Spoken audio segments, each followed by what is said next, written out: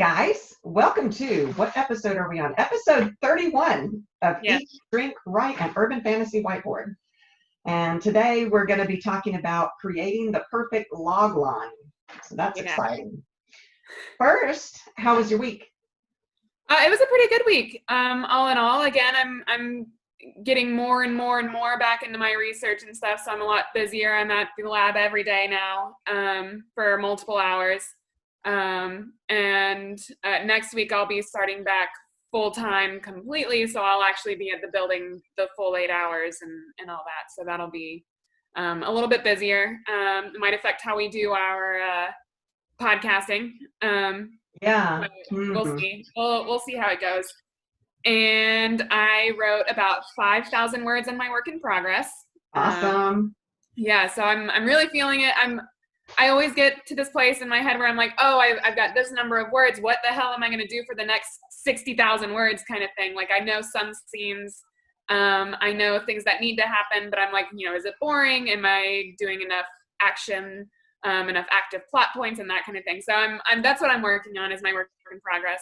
Do you not have it outlined? Because you're more of a, plotter than a pantster? What is the diff? Yeah. Plotter, yeah. Plotter, yeah. Do you not have it outlined? I have a lot of it outlined.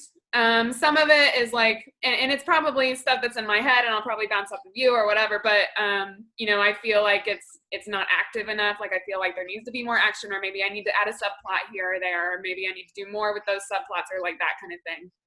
I often have the other end of that problem. Like when I was writing my Kada story, which is the one that starts here in Atlanta and goes to a fantasy world. Right. I felt like I was going from action to action to action to action, and I was worried that was too much. It was almost like, is there really a story here, or is it just pure action? Yeah. So interesting. Yeah, we'll have to see. Maybe I'll make you read these first 80 pages or so. Okay, I'm more than willing to. Wonderful. Oh, another thing that I've been doing is I just started the Umbrella Academy season 2. Yeah, we haven't started that yet. It's crazy. It's like wild from the beginning. So it's I saw on Twitter that this one person thought that there was a plot hole, but she wouldn't go into detail because she didn't want to spoil it. And so there were people saying, oh, DM me. I've watched the whole thing and I didn't see any plot holes. And so I'm curious to see if you catch any kind of plot hole. I just love that series. Yeah. No, it's a lot of fun. Those characters are so broken. They're so wonderful. Oh yeah, 100%. And it's even crazier. Just wait until you watch this. It's like just literally the first 2 minutes of the show, you're like, what was that? And then it goes from there, and you're like, what do you mean you just did this? Like, it's insane. Just wait. It's crazy, but it's really good so far. Yeah, so. Daddy and I will take a break to eat lunch, and we usually try to watch a show or something while we do that. And we thought about starting the Umbrella Academy, and I turned to him and I said, we can't do it because we're not going to want to stop, and I've got work to do this afternoon. So yeah, I started it last night at 11, and then I got an email from my advisor that was like, hey, let's meet at 9:30 in the morning. And I was like, well, I guess I'm going to bed. So I had to stop in the middle so I could go sleep and get ready for bed and all that. But I've been watching it since I got home from work today, and it's really good. Wow, I'm so excited to start it. We're in the middle of Hannah. Season 2 of Hannah. I haven't watched that one. It's excellent. And then what else were we watching? Oh, Daddy, he likes those survivalist shows. So we're watching Alone. Oh, okay. Which these people, they get stuck out in the wilderness, and it's not like Naked and Afraid. They're allowed to bring 10 items, so then they're fully clothed. They're not naked. Right. And whoever lasts the longest wins $500,000. That's a lot of money. Yes. So it is fascinating to watch. That's insane. We've been watching that. We just started season 5 of that. Amazing people. I would never be able to do it. Oh, yeah. I don't know. Yeah. I couldn't do it. There's no way. Yeah. Even when I was in Alaska, we did mostly car camping. We didn't do backpacking. We didn't do anything crazy. We had our car and we camped out of it. So. These people are having to make their own shelters. Now, a lot of them bring tarps and things like that, so they have a start for it. But this one couple made an entire log cabin. with a fireplace and everything. Well, I guess if you're trying to see how long you can stay out there. I mean, it was amazing. That one was on Vancouver Island, and it was the start of winter, so it was cold. Wow. Crazy. So anyway, That's enough of crazy. that. Yeah. My week was, I mean, just normal. I'm working, trying to get ready for the August court date. Been making masks because I think I told everybody I opened up my booth at the Mall of Georgia to sell Yeah. my Dragon Craft Creation stuff. Right. I'm trying to make product to put out there. I made candles. That's why this room is a disaster right now. I made little tiny candles in these cute little tins. There's a lid that goes on them. That's cute. So yeah, I've been doing that. I made some witch bells. Those are little bells that you can hang by your door. I had someone request me to make some purple and black ones, so I did that. So that's been this week. I really haven't had much time to do. In fact, I was late filing my 941 and all my tax stuff that was due on the 31st. Right. So yeah, I've had a lot of stuff going on. Yeah, yeah. Well, what are you eating and drinking? So I made, I ordered way too much Chinese food with Sydney yesterday. So I made leftover beef fried rice. Yeah. And that was delicious. And then I'm drinking a tangerine White Claw. So okay. My typical go-to drink at the moment. Well, so. I have two new things that I'm drinking. I found this wine company online called Usual. Yeah. Usual Wines, just USUAL, Usual. And it has 0 sugars in it. And so I was like, okay, being on keto, this sparked my interest. So I went and did more research on it. And it doesn't have the sulfates and things in it that give you the wine hangovers. A lot of people can't have wine because it makes them feel so bad. Yeah, it gives you like a headache and all that. Yeah. So I'm drinking this Brut bubbly, and it comes in these adorable little containers. It looks like a flask. Like that should be in my lab. It's beautiful. I might make candles out of these when I'm done. I don't know. Oh. But, yeah. And then I'm eating artichoke hearts. They're quartered artichoke hearts, and I crushed up pork rinds and garlic and chili powder, salt and pepper, and put them in there. Wow. My mouth is watering. You have them right there. You can eat them. I baked them in the oven, and they're fantastic. So I did pour myself a little bit of my wine with a little cherry, even though I can't eat the cherry because it's not keto. It makes it look pretty. So right. I'm way behind on posting the pictures of our foods and stuff. So I'll try to do that. Yeah. I have a joke. Oh, of course you do. Let's hear it. And I couldn't find one on our topic, so it's just. Oh, I got my hair done this week too. It looks great. I meant to say yes. It looks awesome. Yeah, finally, it's nice and flat. I think the last time I did outside video, it was like by the time we got done. So yeah, I got my hair done, so I'm loving it. Yeah. Okay. Now I got hair in my face. Blah, blah, blah, blah. Hair in my mouth. Okay. This is just a writer joke. I couldn't find anything on Loglines in particular. Okay. A screenwriter comes home to a burned down house. His sobbing and slightly singed wife is standing outside. What happened, honey? The man asks. Oh, John, it was terrible, she weeps. I was cooking and the phone rang. It was your agent. Because I was on the phone, I didn't notice that the stove was on fire. It went up in a second. Everything is gone. I nearly didn't make it out of the house. Poor Fluffy is... Wait. Back up a minute, the man says. My agent call? Priorities. I know, right? I thought that was pretty good. That's pretty great, yeah. So what is a log line? Yeah. A log line is one or very occasionally 2 sentences that boils down your novel into its essential dramatic narrative and as succinct a manner as possible. It's written for industry professionals. It's going to be what your potential agent sees. It's that kind of thing. Right. Yeah. You included on your query letter, or at least that's the formula that I typically see is like it's included in your query letter. Yeah. Usually it starts off your. It's almost, I would say, almost like the hook, except for you're really going through more details than just the hook. Right. 1 minute. She's got a drink. Priorities. So it's written for the industry professionals to show them that you can create a valuable and viable story. Right. So that one sentence is super important. It lets a publisher or an editor know this person has the ability to do a complete story and boil it Right. down and make me want to read it.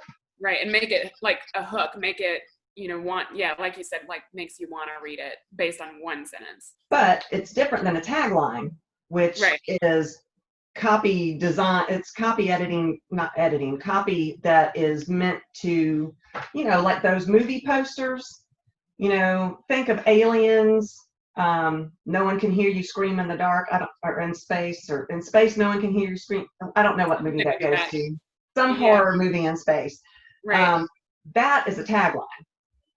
That doesn't tell you the story. It's a hook to get people, and then they look at the movie poster to get an idea of whether they want to watch it or not.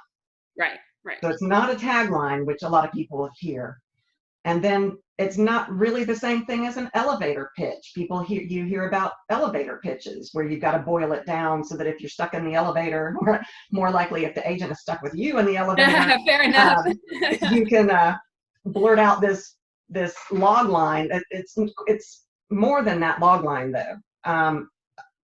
The log line is a great way to start the elevator pitch, but Right. there is more to that pitch. You got to do more than just that one sentence. But it's right. Go ahead. Yeah, I was thinking about this too, because log lines are very much just a hook to kind of get someone in, and then you pitch, you pitch your work. But I was thinking about the Twitter pitch events that we do, where it's literally just like one or two sentences that you use to hook an agent who's like perusing those tweets, and that quote unquote counts as a pitch, but it feels a lot like a log line to me.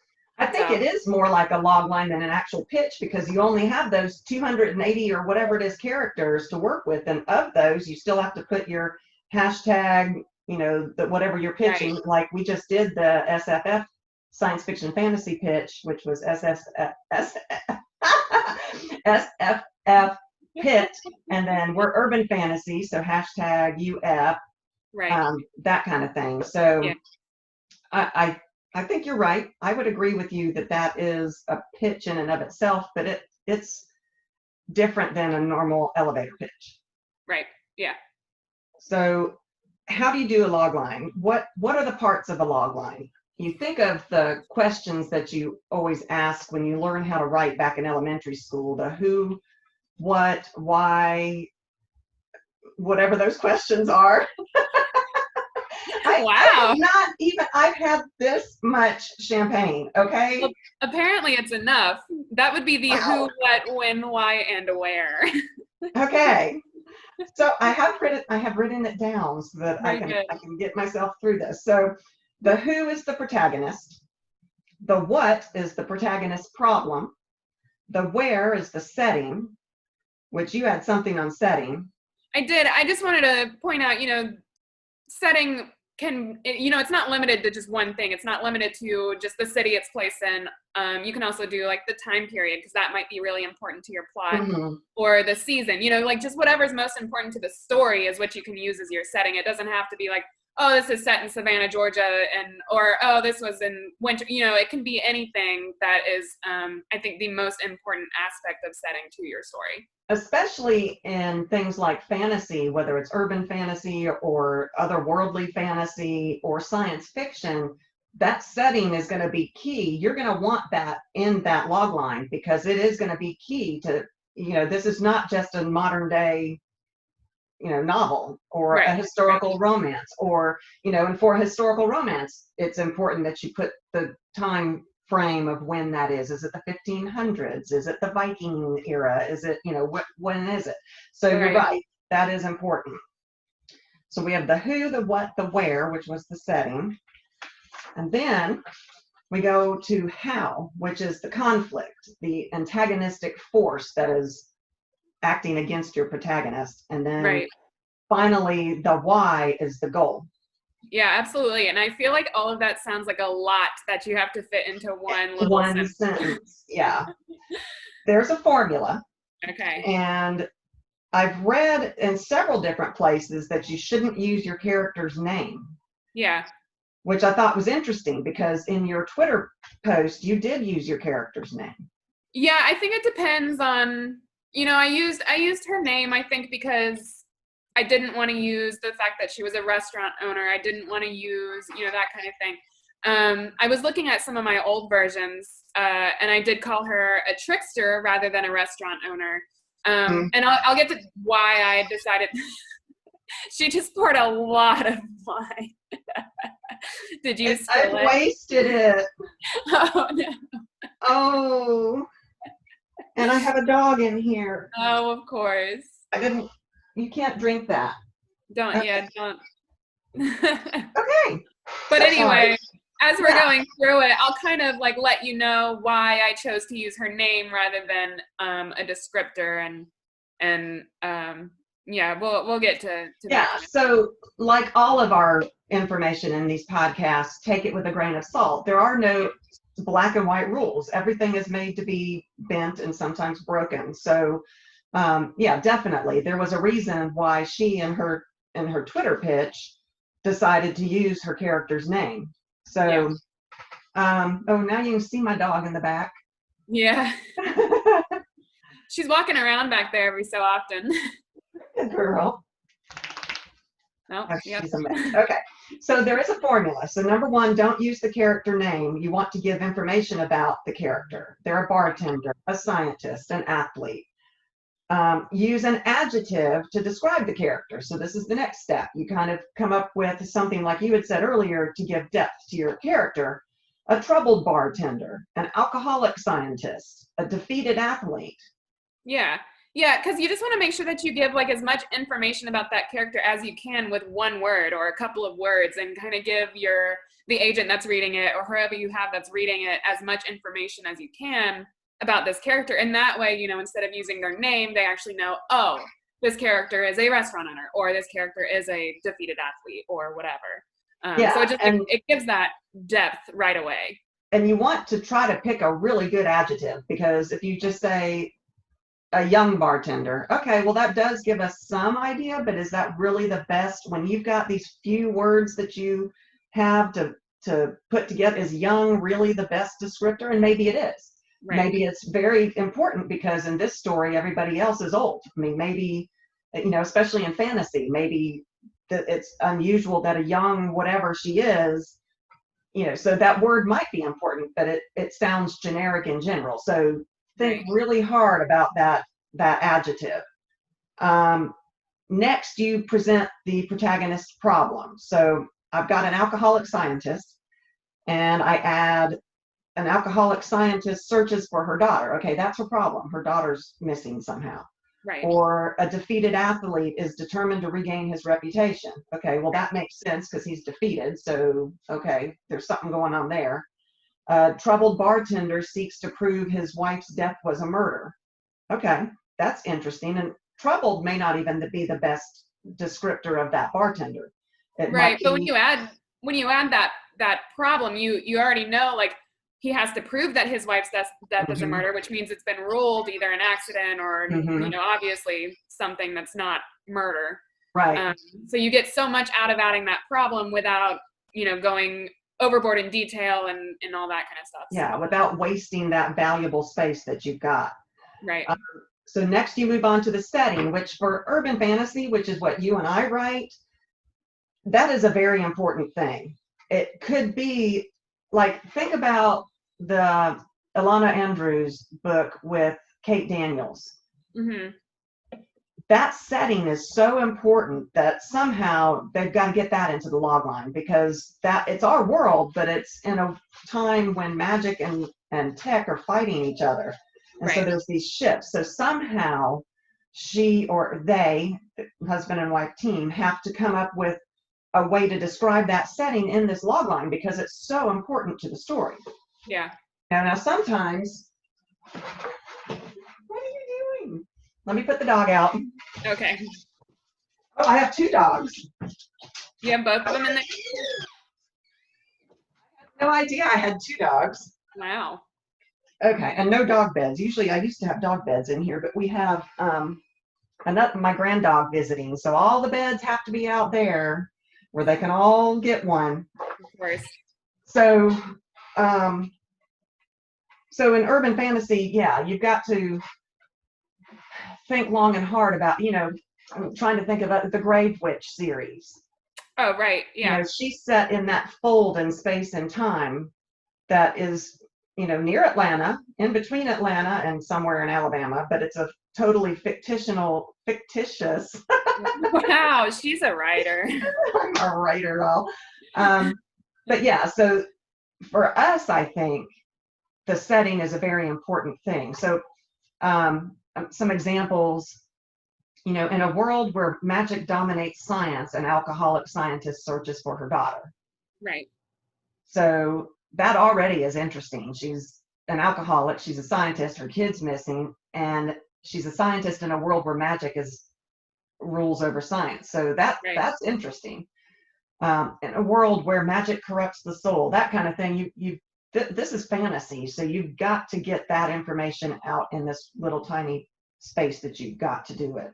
Yeah, absolutely. I also think, I mean, you mentioned how important setting is for urban fantasy, and I think that's like, you hit the nail on the head there, because it's based in this world. So readers will recognize things that you talk about. A lot of the time they use pop culture references and that kind of thing. So, for example, I use Savannah, Georgia in my book, which is pretty well known as like a ghost town.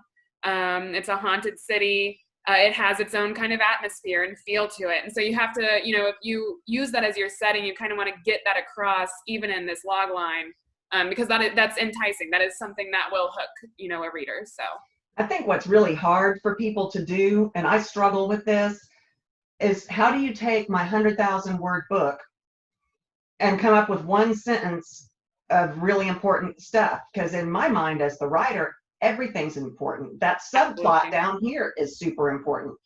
Right. You got to back away and look at it from a distance and come up with an overall storyline. Right, just in that one sentence or two sentences or so. It doesn't matter about the evil stepmother that does whatever. It's the crux of your story. So it's very difficult. Right. So another example I had for the conflict is, in a world where crime is forbidden, a troubled bartender seeks to prove his wife's death was a murder to the government, who ruled it a suicide. Yeah. So that gives you more information.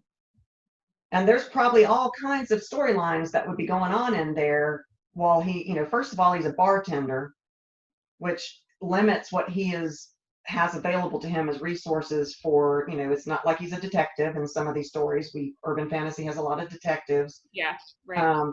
And the government has forbidden crime, so there's got to be underground crime, so just these little sentence makes that agent or whoever's looking at this start thinking and going, I want to know more. Yeah. And then describe the goal. So my example, in a world where magic dominates science, an alcoholic scientist must find her daughter, who was kidnapped by a magic society intent on destroying science once and for all. Right. So I want to read that book, and it Absolutely. just popped up in my head. So there is no such book. I mean, there may be something out there like that. I don't know, but I guess you're going to have to write it. I might have to write this book. It sounds very interesting to me. So really, how do you do these things? It sounds easy when we talk about, you just do this, this, and this. It's not so easy. Right. So number one, a way to try to make that log line more than just a dead sentence is to add the stakes or the time limit that's going on. So to save her daughter from kidnappers, an alcoholic scientist has 2 days to steal trade secrets from a rival corporation before time runs out. Right. Yeah. So you've added in that 2-day time limit, which automatically makes it, that's not a lot of time. She's got to be able to do this within 2 days and figure out her conflict. Yeah. Don't reveal the ending. Yeah, I feel like that's a given on a lot of things, though. Yeah. Sell the story.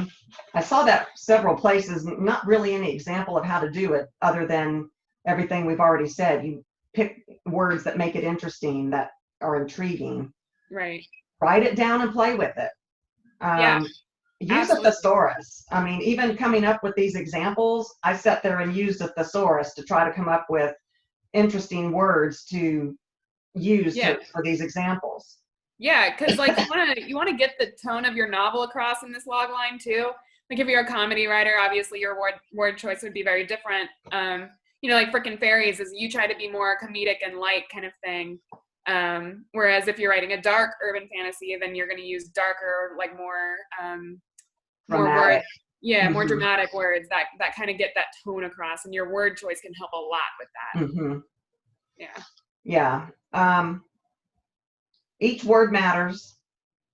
Don't Yeah. end it with a question, because a lot of people think that that makes it a hook. Oh, will she make it? Will she survive? Will her daughter die? And those can work. It's just in a log line, you don't really have the luxury of that, adding that extra sentence to make it into a question. Right. You're trying to boil it down to this one liner, basically. Maybe in an elevator pitch, but even then it's kind of, not cheesy is not the right word. It's kind of It gets used a lot, so it's almost cliche. Yeah, Right. But it's also, I feel like there are better ways to hook someone on your book than to leave it off on a question. I Um, agree. I don't know, because I feel like if I end up, like, if someone asks me a question, I'm like, okay, no, like, but what else? Like, what else can you tell me? Like, tell me some more about it, as opposed to like leaving it open-ended like that, I feel I like. agree. Yeah. Now, one thing I didn't see, when we did our query episode, our query letter episode, Yeah. supposed to do those in present tense. Is this supposed to be present tense as well? Because it Oh, makes it active if you write in present tense. And I'm trying to think of our Twitter, what we did in our Twitter pitches. I believe so, yes. Yeah, I believe it is present tense. I mean, that makes sense to me. It makes it more active. Yeah. Yeah, I think so, because you definitely want to make sure that you get across the point that your main character is active. Like, you want to show that they are driving this conflict. They do drive the plot. There's a reason this is their story, and there's a reason that you made them the main character. So you always want to use like active verbs, active wording, and I think present tense is the staple of. I think so too. Yeah, so. But like we said, rules are made to be broken. I remember during this last Twitter pitch thing, I saw the oddest one. I wish I'd saved it now, because he had a ton of likes to it, which means it caught the attention of a bunch of agents out there. And it was not even, it was, I don't know how to, I'll have to see if I can find it, but it was not this logline thing that we are all talking about, trying to, hook and all of that. Right, It was more, it was not following any of the rules, and yet he had a whole bunch of likes just on that one sentence. And it intrigued me as well. I was reading it and I was like, huh. But I was kind of intrigued more on the way that he presented it than I was on what the story might be about. Right. I was fascinated by the way he approached the pitch. Yeah.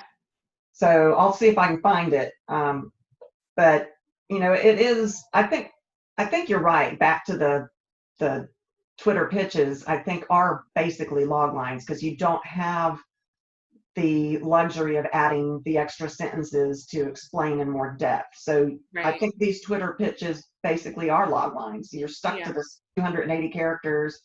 I actually had some luck on this last one. I have an agent who has requested a more in-depth query, so I'm very excited about that. So congrats. That's awesome. Yeah, keep fingers crossed. Yes. So I'll be sending it to her, and you got to take that with a grain of salt too, because honestly, they're only getting this one little sentence, and once she looks at my first 3 chapters or whatever, she might go, oh, this is not at all what I was thinking. Right. So, but it is exciting to at least have had some kind of interaction from an agent. Yeah, absolutely. And then the last thing I wanted to mention was logline generators. You know me, I love these online generator things. Yeah. This guy or girl, I don't even know, and I'm gonna butcher the name. Graeme Shimon. It's Graeme is the first name. Probably Graham. I don't know though. Graham Shimon. he or she has something called a Killigator formula. And Killigator. Killigator, which I thought was very clever. You know me, I love these. I love me a generator. Yeah. So it's at graemeshimmon.com, which is GRAEMESHIMMIN.com/writing a logline for a novel, which was the topic of that blog. Yeah. He basically boils it down to this formula. He says, or she, I don't know, Yeah. in a setting, which is our where, in a, like line setting, a adjective protagonist, which is the who, has a problem, which is the what, caused by an antagonist, which is the how, and faces the conflict as they try to achieve the goal, which is the why. Right. Yeah. So it's this formula, and I'll put this on the website because it's I'll put the link to his blog on our website. But he went on to say in this article that he would have people saying, "Oh, it doesn't work, and he would look at their log lines and he's like, they didn't do it right. Oh. And he's like, you've got to follow this 100%. And it worked for him. He's gotten books published, and that it works for him. So Yeah. should we read our log line, our pitches, our log lines for the Twitter? Do you have yours? I do. I can pull it up. Okay. I'll pull mine up too. Yeah, so mine is Michaela Roth exposes magic to stop a mass shooter in Savannah and is branded as a trickster. She thinks she's the only one until she is framed by someone using magic to kidnap a child, and mistrustful detectives force her into a deadly game of cat and mouse. I love that. And so yeah, and I feel like I might explain why you used her name. Yeah, I didn't want to use the fact that she was a restaurant owner because honestly that doesn't play into the plot that much. Right. I could have used that she's a trickster, and that might work. Maybe I'll change it up and play around with my wording there. But the whole point is that she exposed magic, so magic wasn't well known in the world before she did this thing where she saved people in Savannah, and so she exposes magic. And I didn't really quite know how to get that across as a descriptor. How do I do that without being like, oh, this is a restaurant owner who exposes magic, or who this is a, whatever. And she's not really a trickster until she's branded as one in the book. So, it's the whole thing. So I decided to go with her name. I love that. And I think it works really well with her name. So to me, this is one of those examples of where this rule, so to speak, needed to be broken, because you had reasons why you couldn't use trickster, because like you said, it didn't happen yet. She's not a trickster to start with. Right. So yeah, I mean, maybe we can play around and come up with some other words to describe her to take her name out. But I was very pleased with how that came across to me. Yeah. I thought it was very well written, and I've read your book, so I know that fit your book. Right. There's nothing worse than having this wonderful log line, and you're like, oh, I'm so excited, and you get into it, and you're like, that's not what this log line said. Yeah, no. Yeah. So mine said, when frickin' fairies upend her life, giving her the sight and landing her in a heap of trouble with the Fae, an Atlanta bookstore owner finds herself jinxed, owned by an elf, and smack in the midst of Fae politics while trying to save fairies and her own life. Yeah. So you got the stakes in there. You have, she's a bookstore owner.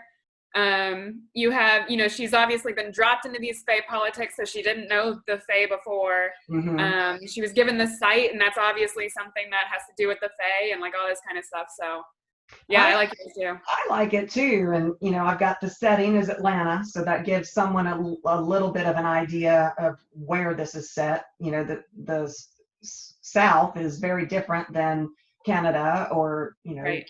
Europe or, so by saying just that one word, Atlanta, I was able to convey a place and time and feel just with that one word. Right. Yeah. So, yeah. I think that's all I have. There's so much more we could talk about how to do it, and maybe we'll do more episodes on this with examples, especially as we see more of these Twitter things. I don't think any of the people that pitch on Twitter would mind if we read their log lines Yeah, we would. you know, We can always ask them too and comment on it, like, "Hey, this one sounds great. Do you mind if I yeah. showcase it in our podcast?" Kind of thing. Yeah. Because if any of our listeners are trying to do this, or if they Mhm. want to do a Twitter pitch or need a real log line, it's helpful to hear how other people have done it so that you can Right. take what they've done and kind of work your own story with that. Right. Yeah. So, No, I agree. Well, I have an interview question for you. okay. What about a book cover would make you interested in buying it? Oh, it's always the book cover that gets my attention first. What about it grabs your attention? Like, what about it? Like, what makes you go, "Oh, this one looks like it might be a good book"? Maybe it would be better to explain an example of what works and doesn't work for me. The Southern Witch series, Frost. Kimberly Frost. She is a perfect example of how important book covers are. When her book first came out, her series first came out, they had these cartoon book covers. Yeah. I would not glance twice at it.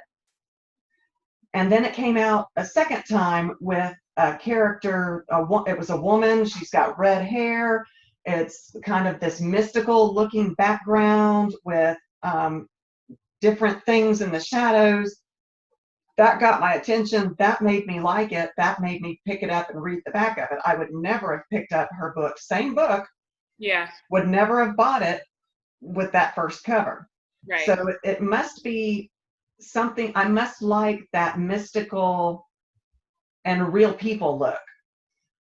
But there are ones that, like I've seen on Twitter, people post their book cover designs, and there's some that have no picture whatsoever, or maybe just a design. There was one guy who there's a different symbol on the cover of each of his books, which must have to do with magic. That symbol must mean some kind of magic. And those looked really cool. Right. Because you could tell just by looking at those books, they were all his because they were all similar. Yes.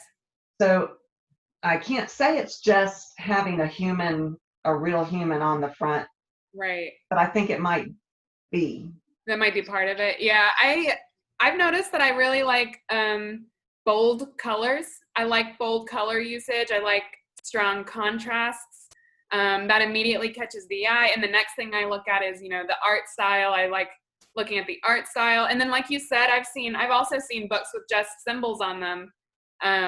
It doesn't show a character or anything like that, but it'll have like a giant silver S, and that's important to the story somehow. And it's like, a silver S on a dark green background. And then you have that contrast.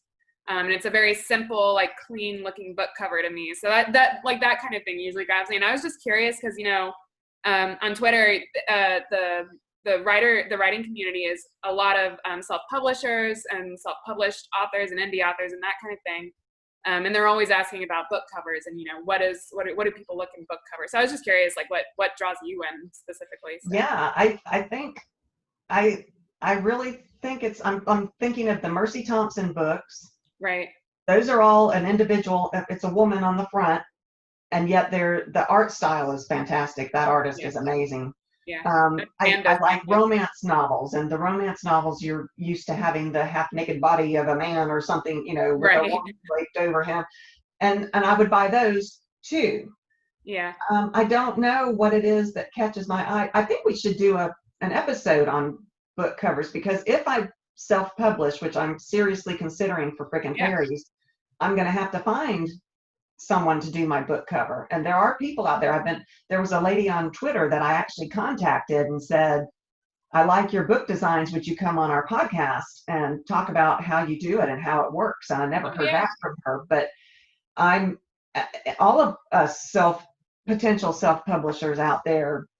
That's a huge, because I just said, I would never have bought Kimberly Frost's book with that first cover on it. Yeah, right. Right. So, and I'm thinking now there's another author that I like that's I think she's an indie author. It's another witch series, the Wicked Witches of the Midwest. And hers has the silhouette of a witch on every one in different ways. And I love that too. And that's cartoony. So I don't know what the difference was. Yeah, fair enough. Fair enough. just something catches my eye. I mean, art is subjective, so I think a lot of times some things speak to us and some things don't. Absolutely. Yeah. I noticed that I really like the bold colors. I really like the contrast. It always draws my eye, which I noticed like a lot of urban fantasy, especially self-published and that kind of thing. There's a main character on the front and then they have some kind of magic in their hands. And it's like very, Yes. A dark cover and then the magic is bright and I like that. I love it. I like that too. I do like that too. So I'm trying to think with frickin' fairies, what would I have on the cover? Because the fairies in the first book are so important. So I would have Beck, Right. the fairies. I mean, she's got this knife that plays a key role.